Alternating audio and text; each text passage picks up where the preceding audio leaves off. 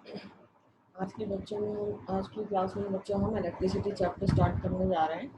तो इलेक्ट्रिसिटी को समझने के लिए सबसे पहले मैं कुछ आपको वो चीज़ें रिवाइज करवाना चाहूँगी जो कि आपने क्लास 9th में पढ़ी थी। ठीक है, तो अब देखिए क्या होता है कि यूनिवर्स में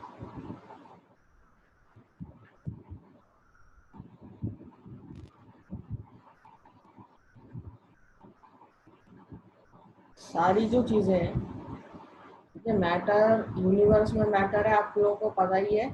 और ये जो मैटर होता है ये किससे बना हुआ है? एटम से।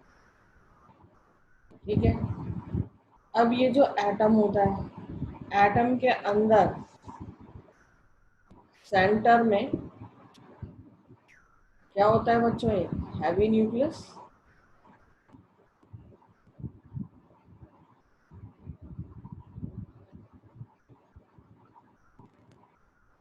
ठीक है, न्यूक्लियस के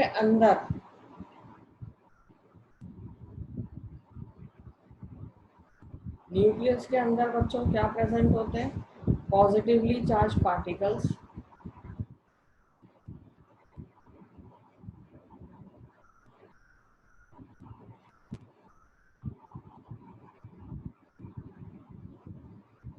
ये जो पॉजिटिवली चार्ज पार्टिकल्स होते हैं इनको हम क्या बोलते हैं? प्रोटॉन्स।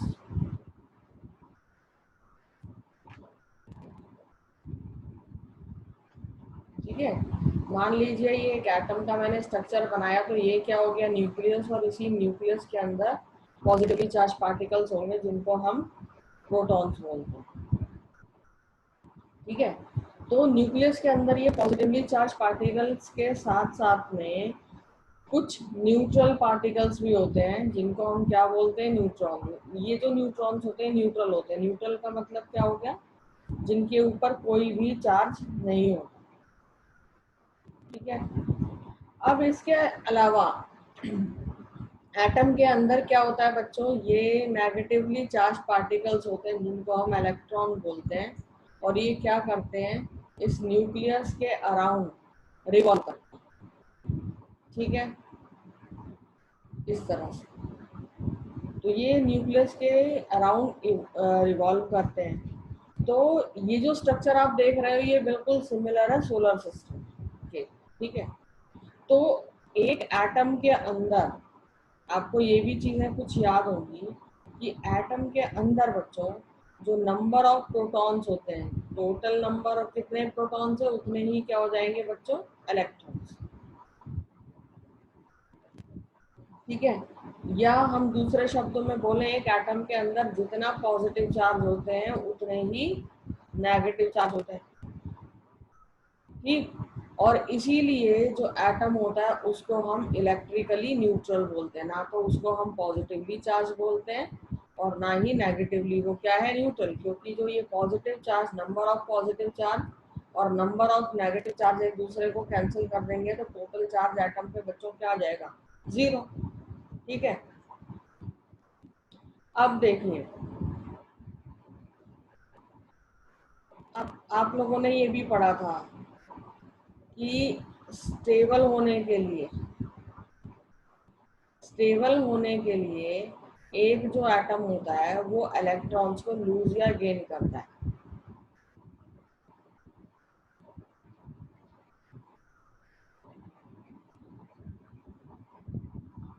लूज और गेन इलेक्ट्रॉन। जैसे आप लोगों ने, मैं अगर यहाँ पर सोडियम एटम का एग्जांपल लेके आपको बताऊं, तो मान लीजिए ये मैंने सोडियम मेटल का एटम बनाया। ये सोडियम का न्यूक्लियस हो गया। सोडियम मेटल में कितने शेल्स होंगे बच्चों? 3 शेल्स। ये देखिए, ये सोडियम मेटल का हम एग्जांपल लेते हैं। तो देखिए बच्चों, सोडियम मेटल का एटॉमिक नंबर कितना होता है? सॉरी, एटॉमिक नंबर है 11। मींस 11 पॉजिटिव चार्ज और 11 नेगेटिव चार्ज है सोडियम के पास। अब ये जो सोडियम का के पॉजिटिव चार्ज है वो तो यहाँ न्यूक्लियस में है, 11 के 11 प्रोटॉन्स या न्यूक्लियस में आ जाएंगे, ठीक है। अब जो 11 इलेक्ट्रॉन्स है उनको हम कैसे डिस्ट्रीब्यूट करते थे बच्चों डिफरेंट शेल्स में, याद होगा आपको KLM शेल्स, है ना। K शेल में 2 इलेक्ट्रॉन्स आएंगे, L में 8 आएंगे और M में 1 इलेक्ट्रॉन। तो इस तरह से आप बनाते थे, ये 9th क्लास में आप बहुत अच्छे से करके आए हैं ये चीज़ें।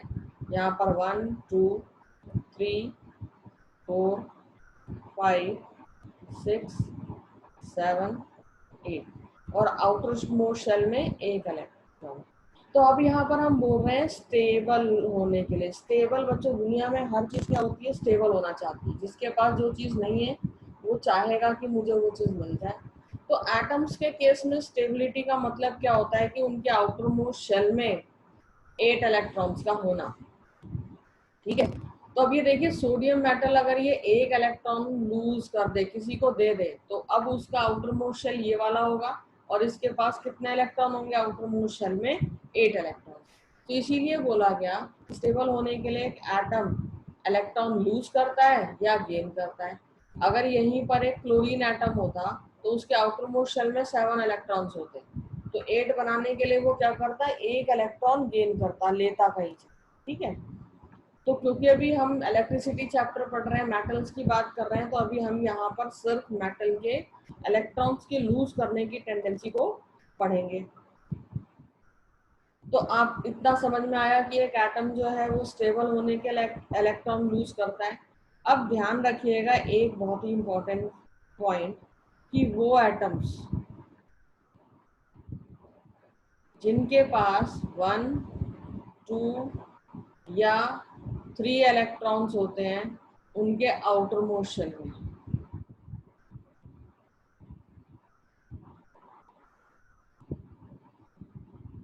ये आउटर मोस्ट शेल को बच्चों हम वैलेंस शेल भी बोलते हैं, ठीक है। तो 1 2 या 3 इलेक्ट्रॉन्स होंगे आउटर मोस्ट शेल में, वो क्या करेंगे, वो एटम इलेक्ट्रॉन लूज करेंगे।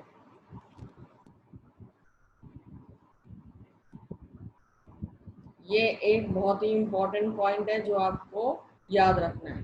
10 टू लूज इलेक्ट्रॉन, इलेक्ट्रॉन्स के लिए मैं ऐसा सिंबल बना रही हूँ, आपको ये भी याद रखना है। ये जो इलेक्ट्रॉन्स होते हैं जिसको कोई एक एटम लूज करता है, इसी को हम क्या बोलते हैं बच्चों, फ्री इलेक्ट्रॉन्स, ठीक है। तो वो सब्सटेंस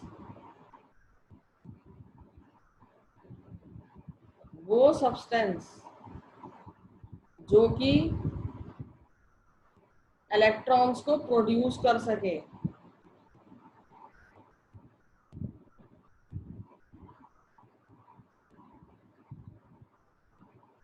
उनको हम क्या बोलते हैं, गुड कंडक्टर्स।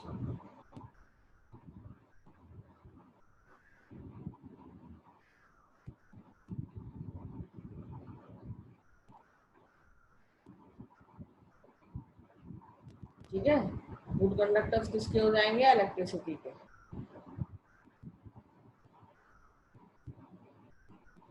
ठीक है। इसके एग्जांपल्स क्या हो गए बच्चों, सिल्वर, सारे ये जो मेटल्स हैं, कॉपर,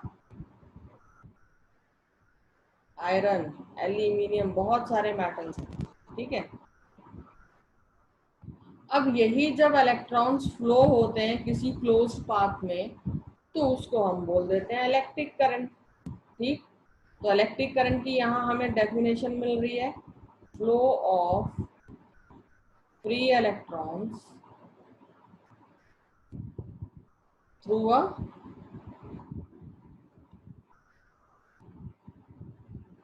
क्लोज्ड कंडक्टिंग पाथ।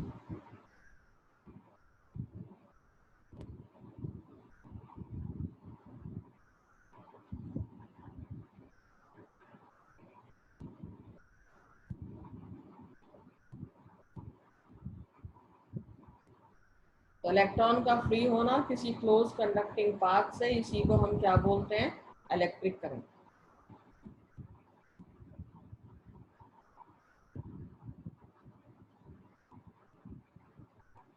ठीक है। तो इस यूनिट में अब हमने इलेक्ट्रिक करंट और इलेक्ट्रिक सर्किट के ही बारे में पढ़ना है। ओम्स लॉ पढ़ेंगे, रजिस्टर्स के बारे में पढ़ेंगे कि वो क्या होते हैं। ठीक, तो अभी अपनी स्टडी हम बढ़ाते हैं इलेक्ट्रिक चार्ज को पढ़ने से कि इलेक्ट्रिक चार्ज क्या होते हैं।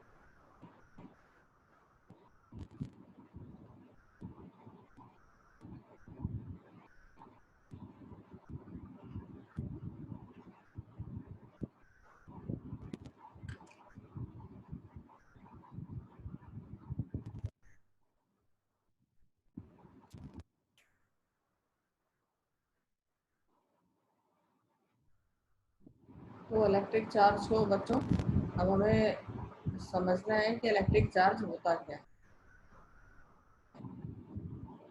देखिए कि अभी अभी आप पढ़कर आए कि जो फ्री इलेक्ट्रॉन्स होते हैं वो एटम में होते हैं। एटम जो होता है अपने न्यूट्रल स्टेट में जब होता है तो उसके पास जितने प्रोटॉन्स होते हैं उतने ही इलेक्ट्रॉन्स होते हैं। तो इलेक्ट्रिक चार्ज कराने से पहले थोड़ा ये पॉइंट मैं आपको बताना चाहती हूँ कि जब एक एटम ने मान लो इलेक्ट्रॉन को लूज किया, इलेक्ट्रॉन मैंने क्या बोला कि एक एटम के पास जितने प्रोटॉन्स होते हैं उतने न्यूट्रॉन्स होते हैं, है ना। अब सॉरी उतने इलेक्ट्रॉन्स होते हैं। अब एक एटम ने अगर इलेक्ट्रॉन लूज किया तो इसका मतलब इलेक्ट्रॉन क्या हो गए, रिड्यूस हो गए एटम के अंदर। और टोटल एटम के ऊपर कौन सा चार्ज ज्यादा हुआ, पॉजिटिव चार्ज। ठीक है, तो जब एक एटम इलेक्ट्रॉन को लूज करता है तो वो इलेक्ट्रॉन डेफिशिएंट हो जाता है। ठीक है, यानी तब उसके पास क्या हो जाते हैं, एक्सेस ऑफ प्रोटॉन्स, यानी एटम के अंदर प्रोटॉन्स ज्यादा हो जाते हैं। ठीक है, और हमें पता है कि जो प्रोटॉन्स होते हैं उनके ऊपर क्या होता है, प्रोटॉन के ऊपर कौन सा चार्ज होता है बच्चों, पॉजिटिव चार्ज। ठीक, तो हम क्या बोलेंगे इस तरह के एटम को कि ये जो एटम हो गया ये क्या हो गया, पॉजिटिवली चार्ज।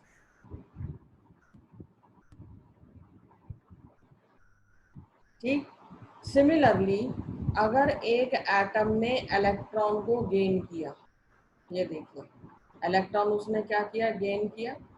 अब उसके पास ज्यादा क्या हो गया, एटम के अंदर एक्सेस ऑफ इलेक्ट्रॉन हो गए, पॉजिटिव चार्ज कम हो गया। ठीक है, और हमें ये पता ही है कि जो इलेक्ट्रॉन्स होते हैं बच्चों उनके ऊपर कौन सा चार्ज होता है, नेगेटिव चार्ज। ठीक है, इलेक्ट्रॉन्स के ऊपर नेगेटिव चार्ज।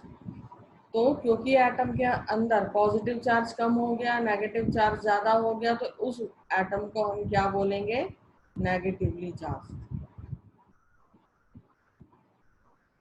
ठीक, तो अब जो फिजिसिस्ट हैं उन्होंने क्या बोला, फिजिसिस्ट ने दो चीजें मान के चलते हैं।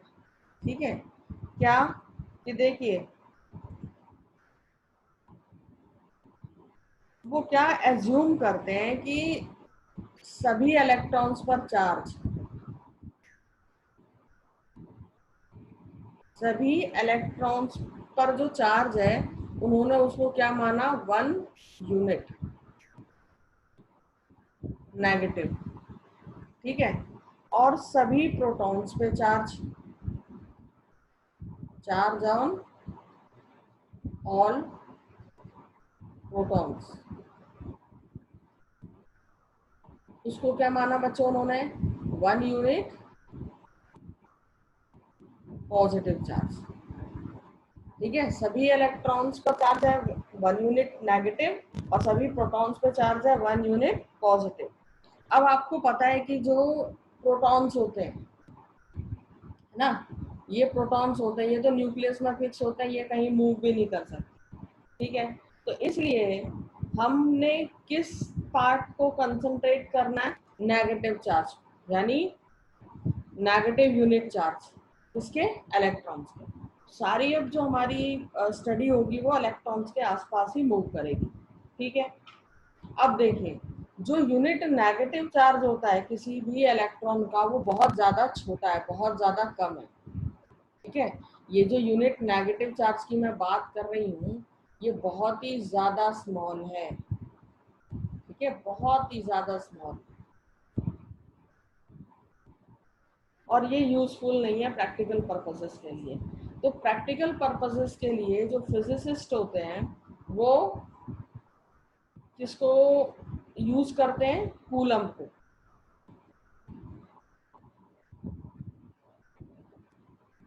ठीक है, और इस कूलम का जो सिंबल होता है, ये चार्ज की यूनिट भी होती है बच्चों, सी से इसको डिनोट करते हैं, ये स्टैंडर्ड यूनिट है चार्ज।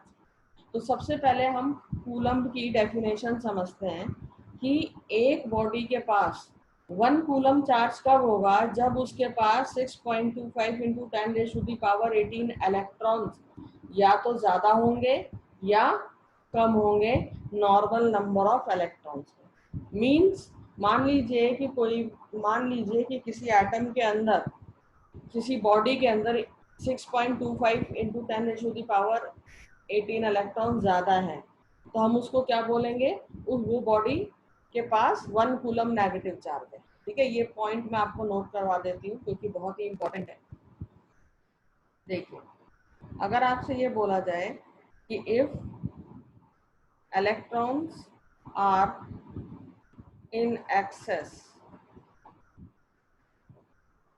बाय, या तो मैंने क्या बोला, किसी एक बॉडी में 6.25 इंटू 10⁻18 से ज्यादा इलेक्ट्रॉन्स होंगे या कम इलेक्ट्रॉन्स होंगे, यही तो कंपैरिजन होती है ना। तो मान लीजिए अब एक बॉडी हम लेते हैं जिसके पास 6.25 इंटू 10⁻18 इलेक्ट्रॉन्स ज्यादा है, तो उस बॉडी को हम क्या बोलेंगे? Then the body is said to have 1 coulomb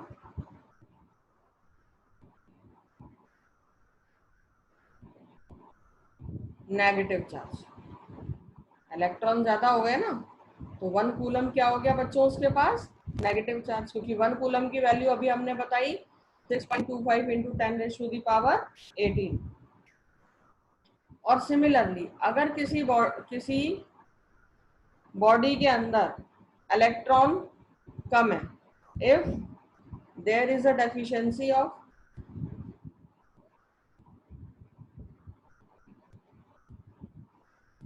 if there is a deficiency of 6.25 into 10⁻18 electrons, यहाँ पर बच्चों इलेक्ट्रॉन्स लिख लेना।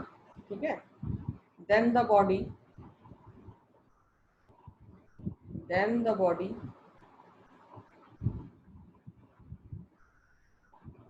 is said to have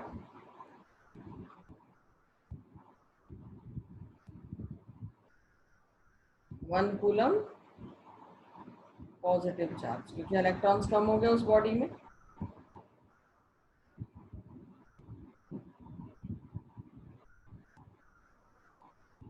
ठीक है, तो ये हो गई हमारे चार्ज के यूनिट की डेफिनेशन। अब देखिए क्या होता है कि मान लीजिए हमारे पास क्या है, कोई एक सब्सटेंस प्रेजेंट है और उस सब्सटेंस के अंदर फ्री इलेक्ट्रॉन्स हैं, और ये जो फ्री इलेक्ट्रॉन्स हैं एक सिंगल डायरेक्शन में मूव करते हैं। तो यही एक फ्री इलेक्ट्रॉन्स का मूव करना एक सिंगल डायरेक्शन में बच्चों, यही क्या कहलाता है? Electric current.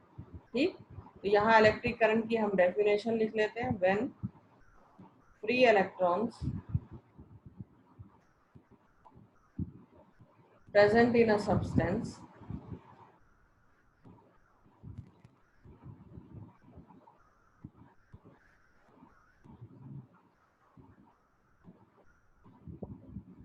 move in a single direction,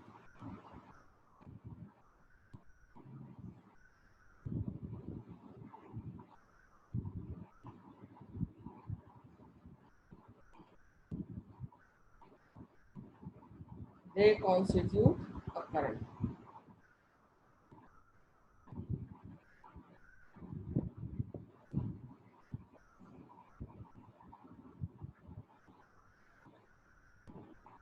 तो आप ये ध्यान रखिएगा कि जो इलेक्ट्रिक करंट है वो कुछ नहीं है, मूवमेंट ऑफ इलेक्ट्रॉन्स है। ठीक है, अभी मैं कुछ बेसिक पार्ट बता देती हूँ कि करंट जनरेट कैसे होता है। डिटेल में हम उसको बाद में पढ़ेंगे जब हम कुछ और टर्म्स जैसे पोटेंशियल डिफरेंस वगैरह पढ़ लेंगे। देखिए, अभी आपको एक रफ आइडिया मैं दे रही हूँ। मान लीजिए ये एक मेटालिक वायर है, मैं इसको अनलार्ज करके दिखा रही हूँ, इतनी बड़ी वायर नहीं होती है, सिलेंड्रिकल वायर होती है, जितनी भी आपके घरों में ये वायर यूज हो रही है। ठीक है, ये देखिए, ये मान लीजिए एक मेटालिक वायर है। अब इस मेटालिक वायर के अंदर जो फ्री इलेक्ट्रॉन्स होते हैं, ये देखिए, मैं थोड़ा सा यहाँ कलर चेंज करती हूँ तब थोड़ा समझ में आएगा आपको। देखिए, ये जो वायर है, ये वायर भी किसी ना किसी मटेरियल से बनी हुई है बच्चों, है ना। तो ये मान लीजिए इस वायर के एटम्स होंगे। हर एक चीज आपको पता है ये मैटर से बनी होती है, और वो मैटर किससे बने हुए हैं? एटम से। ये मैटर है, ठीक है। अब इलेक्ट्रॉन्स की बात करते हैं, क्योंकि ये मेटल की वायर है तो इसके पास फ्री इलेक्ट्रॉन्स भी होंगे। तो अब ये जो इलेक्ट्रॉन्स होते हैं बच्चों, रैंडमली अपने आप ही ऐसे, ये कहीं भी किसी भी डायरेक्शन में कोई भी इलेक्ट्रॉन, बहुत सारे इलेक्ट्रॉन है इसके पास, तो ये मूव कर रहे होते हैं ऐसे। ठीक है, ये इलेक्ट्रॉन्स बना के बता रही हूँ, ये ऐसे ऐसे अपने आप ही मूव कर रहे हैं। ये जो मूव कर रहे होते हैं इस वेलोसिटी को, जिस भी वेलोसिटी से इलेक्ट्रॉन मूव कर रहे हैं, एक उसको हम क्या बोलते हैं? Thermal velocity. ये थर्मल वेलोसिटी से इलेक्ट्रॉन्स रैंडमली इधर उधर मूव कर रहे हैं, क्योंकि अभी कोई भी चार्ज की जो मूवमेंट है वो किसी पर्टिकुलर डायरेक्शन में नहीं है। अभी क्या हो रहा है, वो कहीं भी किसी भी डायरेक्शन में मूव कर रहे हैं। मान लो अब मैंने इस वायर से क्या किया, एक बैटरी को कनेक्ट कर दिया। ये बैटरी के मैंने पॉजिटिव और ये नेगेटिव टर्मिनल बना दिए, वायर के एक एंड को नेगेटिव टर्मिनल से। ये याद रखना बच्चों, ये बैटरी, ये सेल बनाया मैंने, ये जो छोटी वाली डंडी होती है ये नेगेटिव टर्मिनल होती है सेल की, और ये जो बड़ी वाली लाइन ये पॉजिटिव टर्मिनल होती है। ठीक, अब ये जैसे ही मैंने यहाँ पर एक सेल लगाया, ये जो इलेक्ट्रॉन्स है वो क्या करेंगे? फोर्स एक्सपीरियंस करेंगे, और फोर्स एक्सपीरियंस करेंगे तो ये सारे जो इलेक्ट्रॉन्स है बच्चों, ये क्या, एटम तो अपनी जगह फिक्स है, ये इलेक्ट्रॉन्स देखिए मैं यहाँ बना दे रही हूँ, ये एक डायरेक्शन में मूव करना स्टार्ट कर देंगे, अलाइन हो जाएंगे, और ये एक डायरेक्शन में मूव करना स्टार्ट कर देंगे। यही इलेक्ट्रॉन्स का एक डायरेक्शन में मूव करना इज कॉल्ड इलेक्ट्रिक करंट। जैसे ही सेल लगाया, ये सारे इलेक्ट्रॉन्स के ऊपर एक फोर्स लगा, और फोर्स की वजह से वो एक पर्टिकुलर डायरेक्शन में मूव करना स्टार्ट हुआ। ठीक है, अब ये जो फोर्स लग रहा है ये क्यों? क्योंकि आपको पता ही है सेल है, सेल से आप एनर्जी प्रोवाइड कर रहे हैं, और डिटेल में इसके बारे में हम बाद में पढ़ेंगे जब पोटेंशियल डिफरेंस टर्म्स वगैरह हम सीख जाएंगे। ठीक है, इतना आपको समझ में आया कि किस तरह से अलाइन हुए इलेक्ट्रॉन्स और मूव किए। एक बहुत ही इंपॉर्टेंट चीज कि ये देखिए, यहाँ पर ये इलेक्ट्रॉन्स के मूवमेंट की डायरेक्शन क्या होती है बच्चों? From negative terminal of cell या battery to the positive terminal. ठीक है, तो हमें याद रखना है, बहुत इंपॉर्टेंट चीज है, आप लोग को पहले भी बताया गया होगा, और नहीं ध्यान है तो याद रखिए। एक सेल के अंदर जो नेगेटिव टर्मिनल होता है सेल का, नेगेटिव टर्मिनल है, तो इस नेगेटिव टर्मिनल के पास एक्सेस ऑफ इलेक्ट्रॉन्स होते हैं।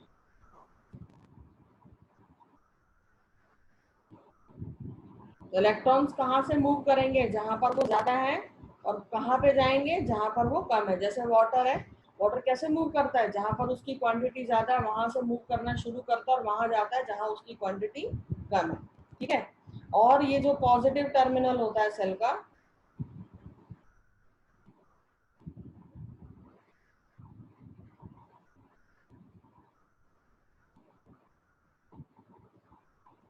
लेस इलेक्ट्रॉन्स होते हैं। तो इसीलिए ये जो इलेक्ट्रॉन्स है ये कहाँ से मूव कर रहे हैं? देखिए, ये नेगेटिव सेल डायरेक्शन से मूव करते हुए कैसे जाएंगे? ऐसे पॉजिटिव डायरेक्शन पर। ठीक है, तो याद रखिएगा कि जो इलेक्ट्रॉन्स होते हैं वो कैसे जाते हैं? नेगेटिव टर्मिनल ऑफ सेल से मूव करेंगे टुवर्ड्स पॉजिटिव टर्मिनल,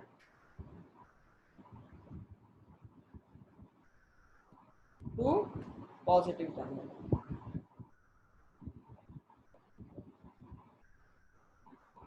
ठीक है।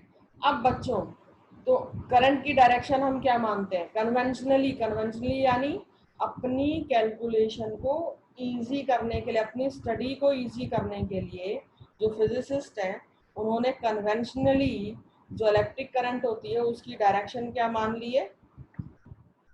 Conventionally direction of electric current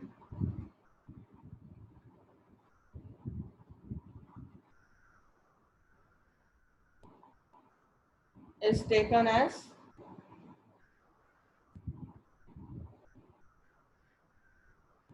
opposite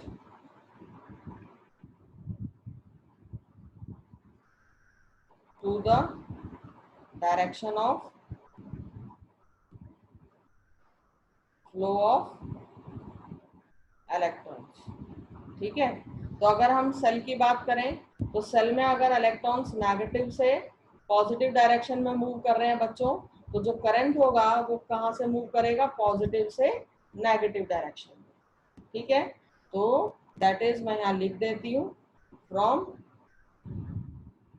positive to negative terminal of cell. बहुत इंपॉर्टेंट पॉइंट है जो कि आपको याद रखना है। ठीक है। तो यहाँ से अब बच्चों हमारे पास एक क्वांटिटिवली डेफिनेशन करंट की निकल करके आती है। अगर हम क्वांटिटीज में बात करें, हमें मान लीजिए कि कुछ कैलकुलेशन ऐसी बोली जा रही है कि यार कितना करंट पास हुआ, तो क्वांटिटिवली आपने क्या डेफिनेशन यूज करनी है कि इलेक्ट्रिक करंट क्या हो गया? Rate of flow of charge.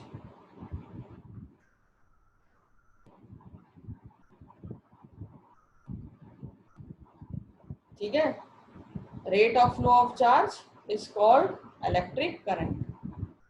और आपने लास्ट ईयर फिजिक्स में ये सीखा होगा कि जब भी कभी किसी चीज का रेट निकालते हैं तो उसका मतलब क्या होता है? उसको क्या कर देना है? टाइम से डिवाइड। आपने जैसे रेट ऑफ वेलोसिटी निकाला, तो वेलोसिटी को क्या किया? टाइम से डिवाइड। ठीक है। तो एक्सेलरेशन निकल करके आया आपके पास। तो यहाँ पर अगर मैं इलेक्ट्रिक करंट की डेफिनेशन क्या बता रही हूँ? Rate of flow of charge. तो current is equals to charge upon time. ठीक है। अब करंट को बच्चों हम आई सिंबल से डिनोट करते हैं।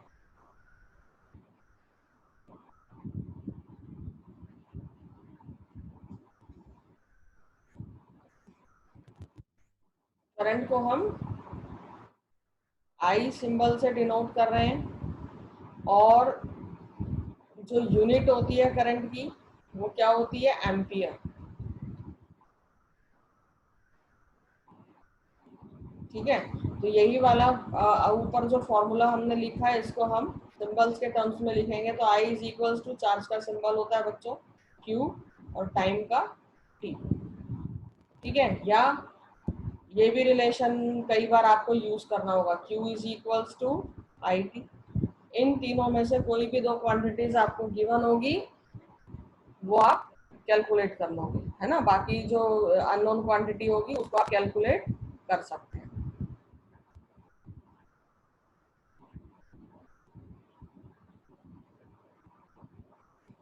यहाँ पर Q is equals to I T. अब देखिए, करंट की ऐसा यूनिट हो गई, चार्ज की ऐसा यूनिट हमने डिस्कस कर ली थी। चार्ज की जो ऐसा यूनिट होती है वो क्या होती है? ऊपर भी अभी हमने डिस्कस की थी। चार्ज की ऐसा यूनिट होती है कूलम, और इसको आप कैपिटल सी से डिनोट करते हैं। जिस तरह से करंट को कैपिटल आई से, तो चार्ज को कैपिटल सी से। एक इलेक्ट्रॉन पर कितना चार्ज होता है? चार्ज ऑन वन इलेक्ट्रॉन कितना होगा बच्चों? 1.6 इंटू 10⁻⁻⁹ कूलम, और क्योंकि इलेक्ट्रॉन पर चार्ज है तो हम ये माइनस लगाते हैं। ठीक है, अब मान लीजिए कि एक कंडक्टर से n इलेक्ट्रॉन्स पास हो रहे हैं। ठीक है, if n electrons are crossing a point in a conductor,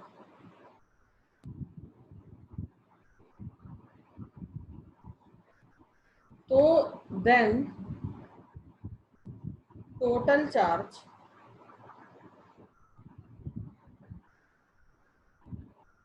flowing through conductor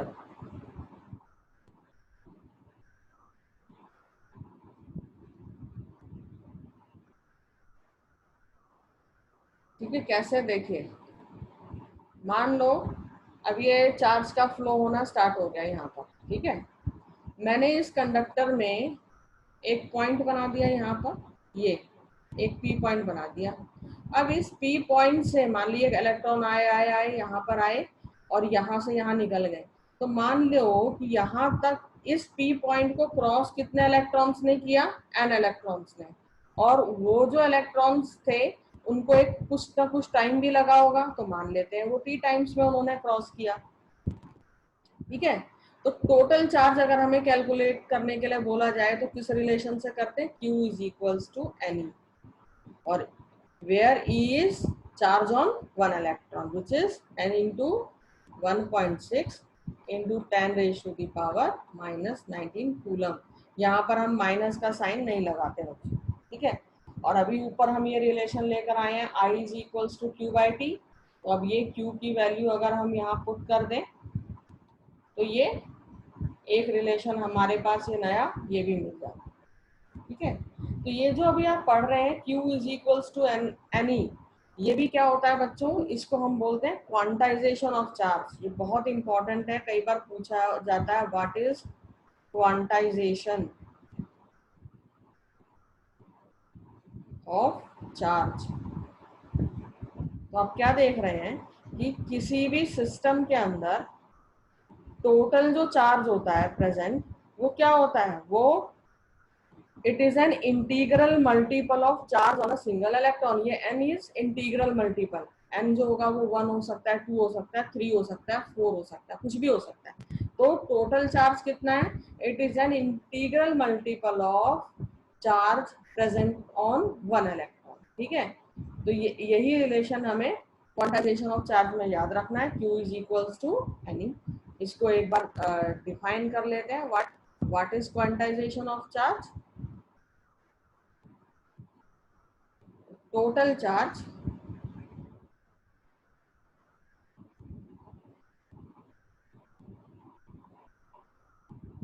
is an integral multiple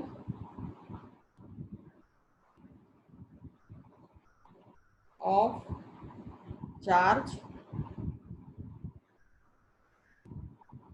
on a single electron।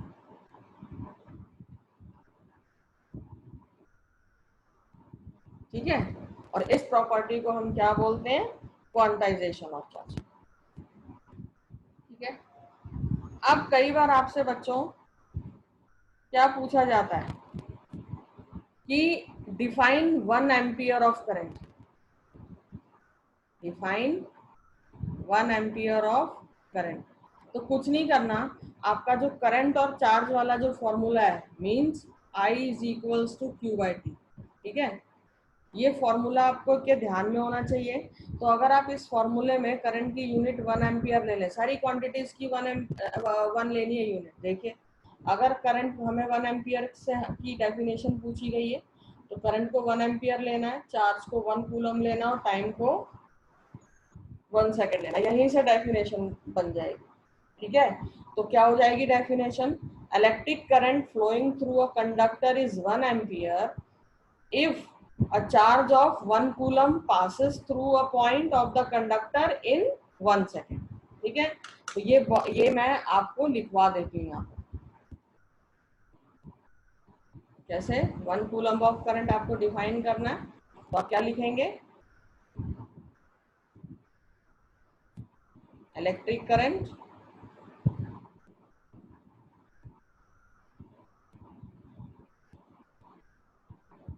flowing through a conductor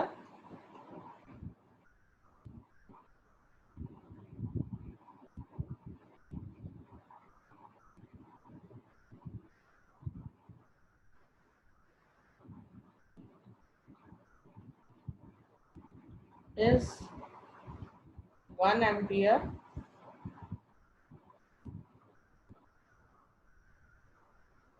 if a charge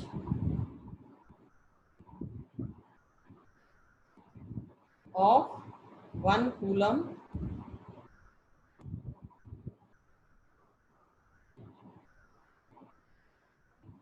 passes through a point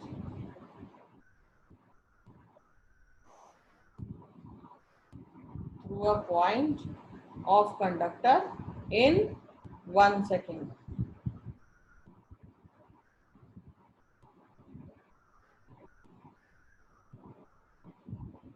In 1 second.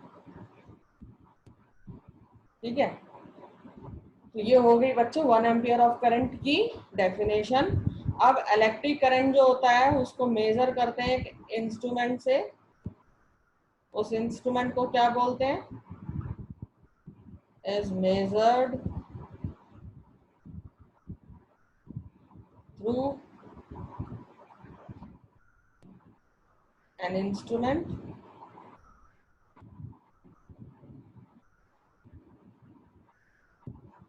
called ammeter। ये instrument है जिससे electric current को major किया जाता है। तो ये बच्चों ये कुछ बेसिक्स हैं इलेक्ट्रिसिटी के, ठीक है। तो ये जो है बेसिक्स आपको बहुत ध्यान से पढ़ना है। एक छोटी सी चीज लास्ट में और एमीटर के बारे में बता दूं कि एमीटर को सर्किट में हम करंट कनेक्ट कैसे करेंगे। देखो एमीटर को इस तरह से कनेक्ट किया जाता है कि जो सारा करंट है ना वो एमीटर से पास होना चाहिए, इस इंस्ट्रूमेंट से पास होना चाहिए। तो इस तरह के कनेक्शन को हम बोलते हैं सीरीज कनेक्शन। घबराओ नहीं, अभी आगे हम सीरीज और पैरेलल कनेक्शंस पढ़ेंगे, पर अभी क्योंकि एमीटर एज ए इंस्ट्रूमेंट हम सीख रहे हैं क्या होता है, तो इतना याद रखना कि इसको सीरीज में कनेक्ट किया जाता है। क्यों किया जाता है, क्योंकि सारा करंट इसमें से पास होकर के निकले। तो the ammeter is so connected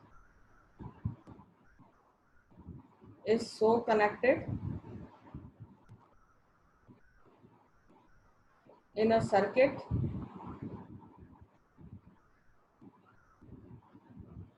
that the whole current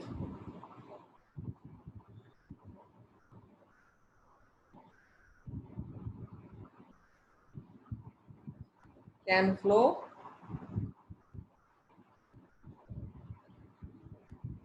through it।